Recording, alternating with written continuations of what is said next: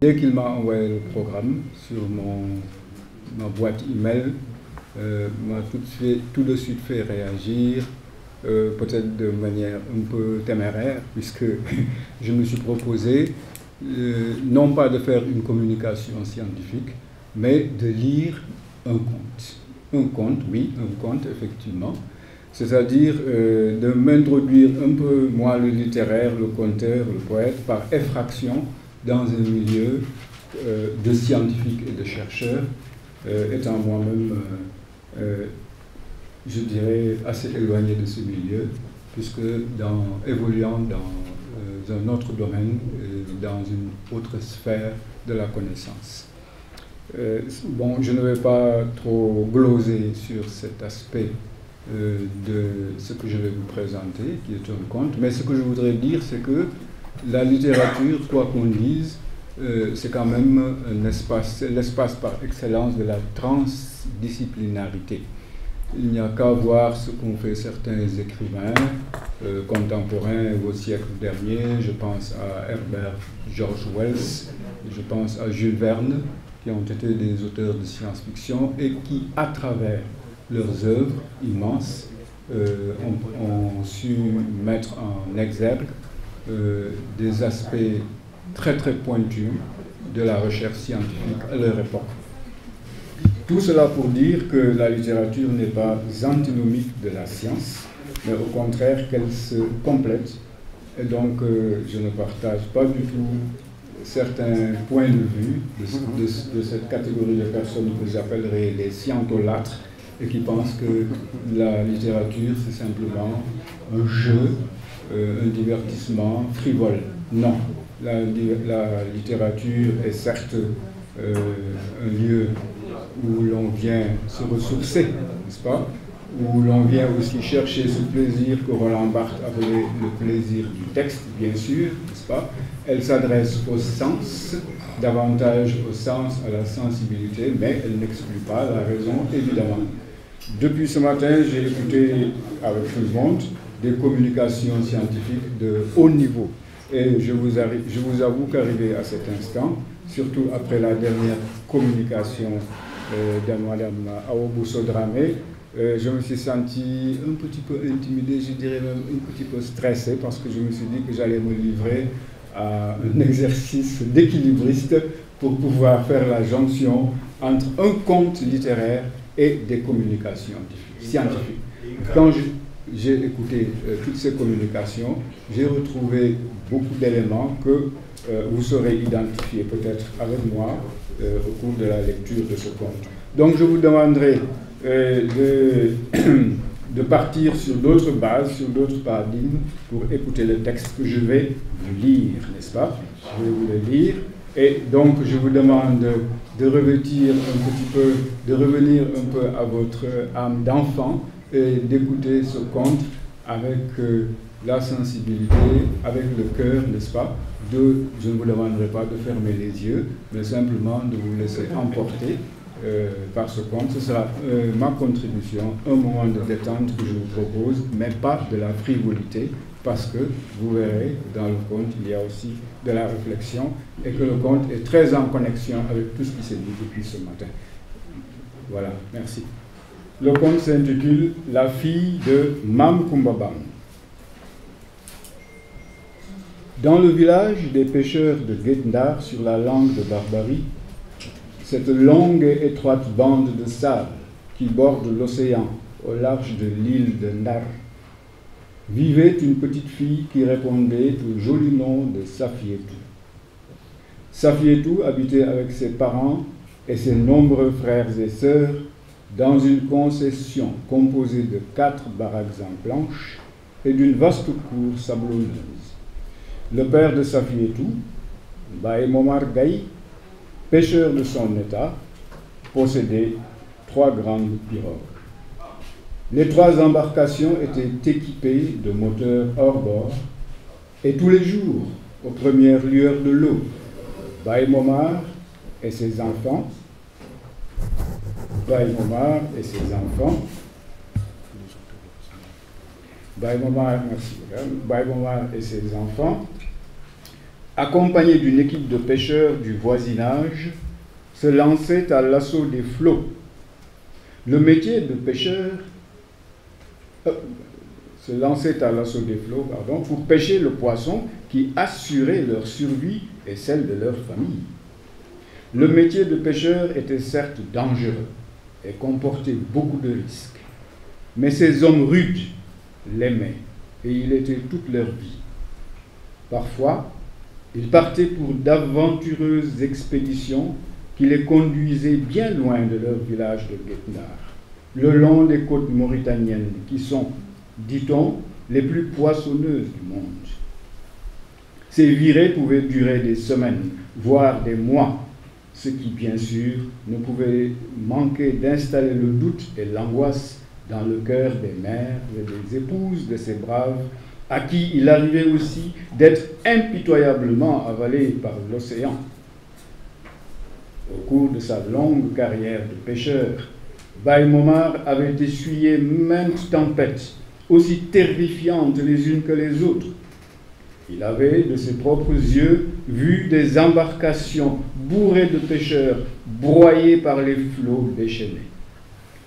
Nombre de ses compagnons avaient péri loin de leur patrie, et il avait même assisté, impuissant, à la tragique noyade de son propre fils, Sohaïbou, auquel il avait pourtant donné le nom d'un saint marabout en guise de protection. Mais il ne s'en était jamais plaint, car Baye Momar Gaye était un vrai croyant que sa foi inébranlable n'autorisait nullement à contester les décrets du Tout-Puissant, fussent-ils plus douloureux que la mort elle-même. Néanmoins, il pensait souvent à son fils disparu, dont il parlait toujours avec une pointe de nostalgie et de tristesse dans la voix.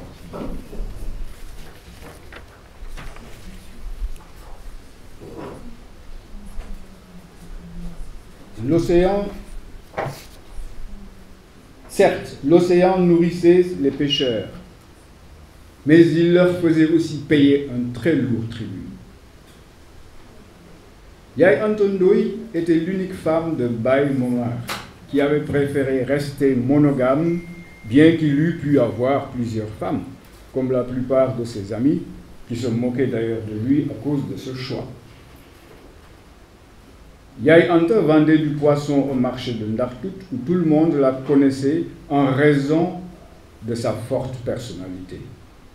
Elle avait toujours su mener son ménage avec autorité et elle avait une respectable progéniture, 12 bouts de bois de Dieu, 7 garçons et 5 filles, dont la plus jeune, Safietou, allait sur ses 12 ans. C'était une frêle petite fille, aux traits d'une remarquable finesse, sans doute héritée de ses ancêtres lébous. Mais ce qui frappait le plus dans sa physionomie, c'était l'éclat de ses yeux et la singulière intensité de son regard. Safietou était une fille plutôt calme, d'apparence timide. Bien que plus jeune, elle eût été une redoutable bagarreuse, crainte de la plupart des fillettes de son âge, qu'il avait d'ailleurs pour cette raison surnommée Kanibundao. Ce tempérament de feu lui venait, disait sa mère, de ses ancêtres guettariens. Mais son père soutenait le contraire et affirmait sur un ton de plaisanterie que ce caractère était plutôt le fait de son ascendance lébou. Quoi qu'il en soit, tout le monde était d'accord sur le fait que Safietou avait bel et bien changé. Elle s'était assagie en grandissant, bien que la sagesse ne fût pas un trait propre aux filles de son âge, encore moins dans ce quartier de pêcheurs où les adolescentes sont réputées pour leur esprit frondeur. Mais l'âge n'était, semble-t-il, pas la seule raison de ce changement de caractère si évident chez la fille de Baye Momar Gaye et Yaye Anta Ndoye. Lorsqu'on s'approchait d'elle et qu'on l'observait de plus près, l'on pouvait se rendre compte qu'une lueur de tristesse, teintée de mélancolie, voilait son regard. Depuis la mort de sa grand-mère paternelle, qui était aussi son homonyme et sa meilleure amie, Safietou s'était repliée sur elle-même. Elle était subitement devenue silencieuse et comme en proie à un rêve intérieur impénétrable. C'est que, avec la disparition de sa grand-mère, c'est un pan entier de son univers enfantin qui avait basculé dans une sorte de brouillard aux contours indéfinissables. Depuis ce funeste événement, elle évitait ou tout simplement fuyait la compagnie des petites filles de son âge, qui la croyaient dérangée ou possédée par un rat.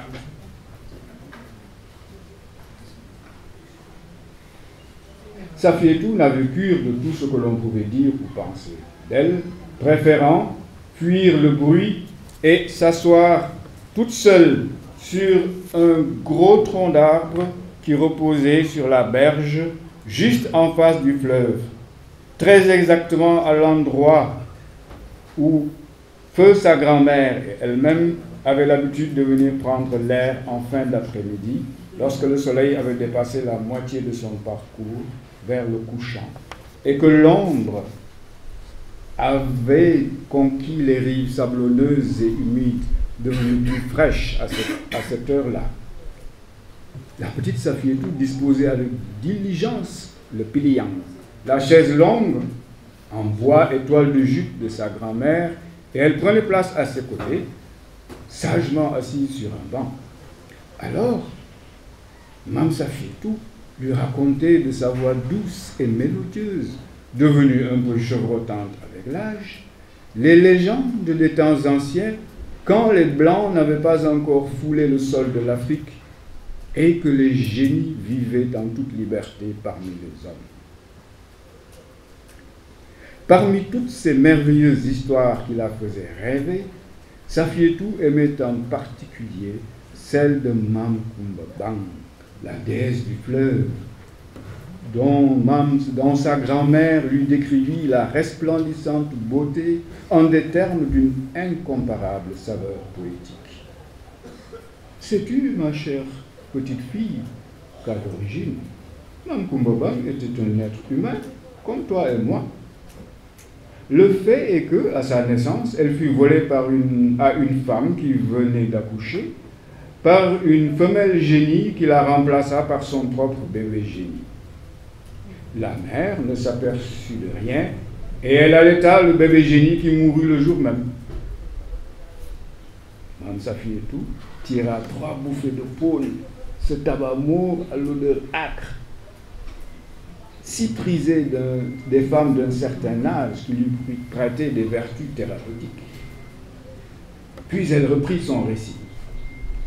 Quant à l'enfant volé, une petite fille, elle grandit parmi les génies qui l'élevèrent et l'initièrent au secret du monde invisible.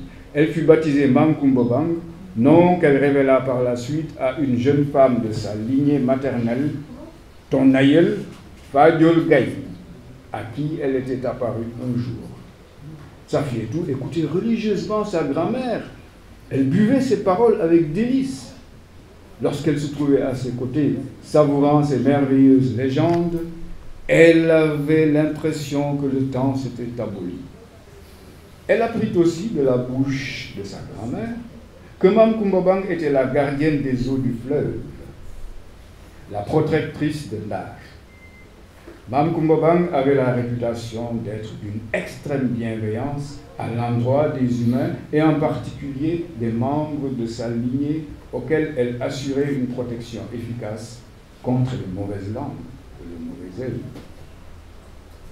La déesse du fleuve avait la peau claire, une abondante chevelure qui lui tombait jusqu'à la taille. Par les nuits de pleine lune, elle sortait du fleuve et se promenait à travers les rues de la ville sous les traits d'une belle de nuit au charme irrésistible et mortel. C'est ainsi qu'elle avait entraîné au fond des eaux du fleuve maint galant homme subjugué par sa beauté surnaturelle. Certaines personnes savent la reconnaître, ajouta Mame Safietou. Mais malheur à elles si jamais elles commettent l'imprudence d'en parler. Mam Koumba Bang les réduirait alors impitoyablement au silence en les rendant muettes pour le restant de leur vie. Mam Safietou expliqua encore à sa petite fille que les génies enlevaient parfois les nouveau-nés humains car étant privés de mémoire, ils avaient besoin d'eux pour rappeler leur passé et assurer la survie de leur espèce. D'une certaine manière, les génies étaient donc tributaires des hommes qui les prenaient pourtant pour des êtres supérieurs. Lorsqu'un jour Safietou avait demandé à sa grand-mère si elle-même avait déjà rencontré Mam Koumba Bang, elle s'était contentée de sourire et avait pensivement hoché la tête. Voilà, évidemment le conte sera je voudrais peut-être résumer la suite. Alors, par la suite, nous allons voir que après la mort de sa grand-mère, il va se passer quelque chose dans le fort intérieur de la petite fille, une sorte de traumatisme de la perte de l'être cher, qu'elle aime peut-être plus, sa grand-mère. Et cela l'a transformée psychologiquement. Mais non seulement cela l'a transformée psychologiquement, mais je dirais aussi peut-être même mystiquement. Et c'est là où il y a l'intervention de la mythologie et des croyances surnaturelles traditionnelles. La petite se met à rêver tous les soirs de sa grand-mère. Elle rêve d'elle, et tous les soirs, sa grand-mère lui parle comme si elles étaient ensemble, comme au temps où elle lui racontait des histoires au bord du fleuve. Et cela continue ainsi. Mais tout le monde remarque le changement de Safietou, qui ne refuse de jouer avec ses camarades d'âge, qui ne parle pas trop avec les membres de la famille à la maison, qui la taquine d'ailleurs en la surnommant Mam Koumba Bang, d'où le titre éponyme du conte, la fille de Mam Koumba Bang. Ainsi, les rêves se poursuivent. Elle s'en ouvre une fois à sa maman. Et celle-ci, très inquiète, en parle au père, Baye Momar Gaye, qui, bien sûr, est très sceptique. Hein, c'est un homme pragmatique, n'est-ce pas? Je ne crois pas tellement, entre guillemets, aux balivernes des bonnes femmes. Et il conseille à sa femme tout simplement de faire des prières, d'enduire sa fille d'eau lustrale, de safara, comme on dit, de faire des sacrifices. Et puis, selon lui, il n'y paraîtra plus. La bonne dame, fait tout ce que lui demande son mari, moitié par soumission conjugale, moitié aussi parce qu'elle ne sait quoi faire. Mais rien ne change. Les rêves continuent. Et elle fait faire à Safietou des choses qui ne lui plaisent pas, des bains mystiques, etc. À tel point que la fille finit par se taire et ne parle plus lui raconter ses rêves. Mais elle continue à voir sa grand-mère tous les soirs. Et un soir du moins, sa grand-mère lui apparaît et lui dit « Hé, Safietou, il va se passer quelque chose de très grave. Le génie de la mer est très fâché. Il est très fâché contre les habitants de la langue de Barbarie. Et si jamais il n'y a pas l'intercession de Mam Koumba Bang, il va engloutir la langue de Barbarie et même toute l'île de Ndar. Ah, c'est grave.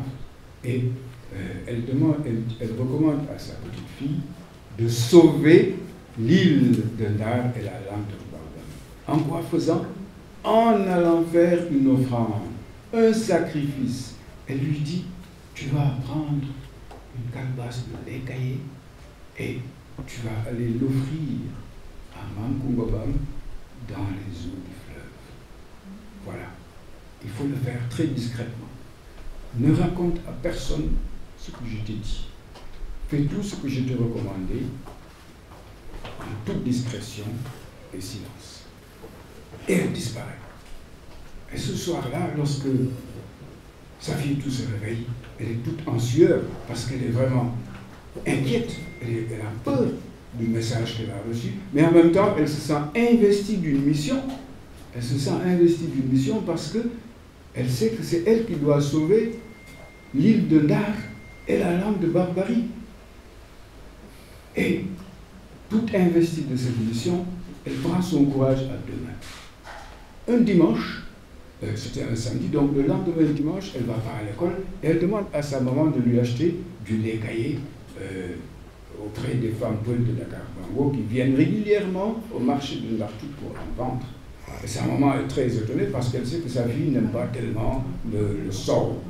Elle lui achète quand même ça et elle arrive, la petite garde la calebasse dans la cuisine et à la nuit tombante, à pas de loup, elle va prendre la calebasse de lait. Entre-temps, l'océan s'est déchaîné et cette nuit-là, on entend les vagues de l'océan qui fracassent la digue que l'on a construite pour l'arrêter, n'est-ce pas? C'est dommage que je ne puisse lire ce passage, parce que celle-là, ça me rappelle un petit peu la communication de Awa Bousso-Dramé tout à l'heure, mais vue sous un autre angle, sous un angle poétique et littéraire. Les vagues vont à l'assaut de la digue, à l'assaut de la lande de Barbarie, et tout le monde a peur, tout le monde est inquiet, n'est-ce pas? Tout le monde connaît ce phénomène qui arrive régulièrement, mais cette fois-ci, il est d'une ampleur inégalée. Et, la petite fille sort de la baraque familiale, de la maison familiale du moins, en catimini. Elle se met un petit châle autour de la tête. Elle traverse le pont de la Jaune. Elle descend. Elle bifurque à droite. Elle prend les quais sud. Elle s'enfonce dans le quartier de Sinomé. Elle arrive juste là où nous sommes, c'est-à-dire à Lifan. À l'époque, ça s'appelait Lifan, au temps de sa fille et tout. Et elle s'assoit et elle regarde, elle scrute l'obscurité. Elle scrute l'obscurité avec sa petite calebasse de lait caillé sur les genoux. Et tout d'un coup, qui voit-elle apparaître? Mam Kumba Bang est une superbe sirène d'une beauté extraordinaire, incomparable. Et Mam Kumba Bang lui sourit. Et la petite se lève. Elle chante une chanson très douce. Elle rentre dans l'eau avec sa calebasse. Elle soulève son bagne jusqu'au-dessus des genoux. Elle s'avance vers la déesse et, à bout de bras, elle lui remet la calebasse de lait caillé. La déesse prend cette calebasse, la retourne, la renverse et verse tout le contenu dans le fleuve, tout doucement. Et puis, petit à petit, elle retourne, elle s'enfonce dans les eaux du fleuve, elle disparaît aux yeux de sa fille et tout. Et alors, miraculeusement, la tempête se calme. La tempête se calme, les vagues arrêtent de se déchaîner sur la digue et tout revient dans l'ordre. Au petit matin, la tempête a complètement cessé. Tout le quartier de Ndenda est inondé par les eaux de l'océan, mais la langue de Barbarie et l'île de Ndar sont saines et sauves. Et Ndar l'a échappé belle grâce à la petite Saphir. Voilà, en résumé, la fin du conte. Évidemment, je ne suis pas le calme de temps, je vais vous donner un